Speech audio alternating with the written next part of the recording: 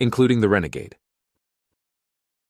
In the last 6 months, I've found myself stuck in 2 separate sermons on inclusion. These were public events.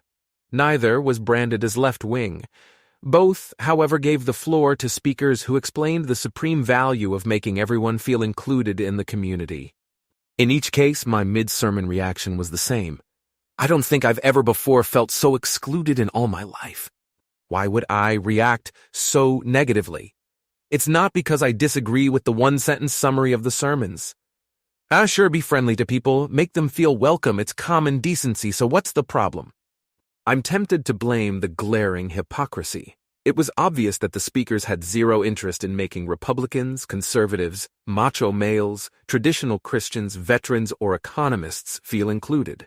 In fact, the sermons on inclusion were full of thinly veiled accusations against members of these groups. Yet on reflection, glaring hypocrisy is too ubiquitous in life to explain why I personally felt so excluded by the sermons on inclusion. The real reason I felt so excluded was that the preachers of both sermons on inclusion spoke as if human beings naturally value their cultural heritage. Frankly, I usually don't. I don't value my religious heritage. My mother was Catholic, and I was raised Catholic. But I deem the religion false and don't care about it. I don't value my ethnic heritage. My mother was Irish, and my father was Jewish, but neither identity matters to me. I don't support Ireland or Israel or any other country for that matter. My parents raised me to be an American nationalist. My schools taught me about the wonders of democracy.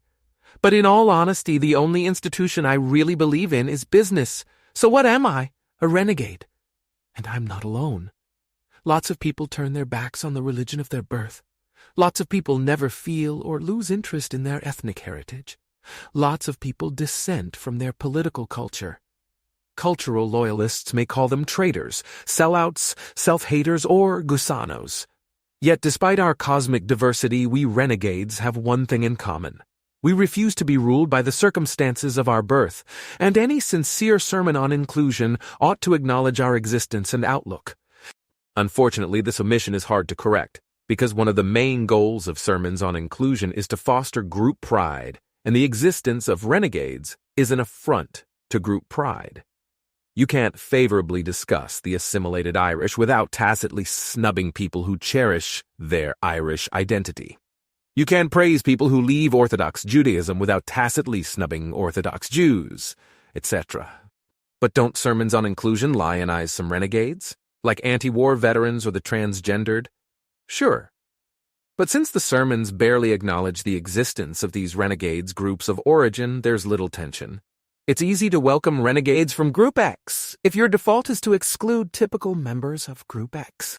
Are efforts to promote inclusion therefore self-defeating? Not if you're careful, because actions speak louder than words. As I've argued before, the best way to make people feel included is just to be friendly and welcoming. Sermons divide us. Common decency brings us together. February 18th, 2019.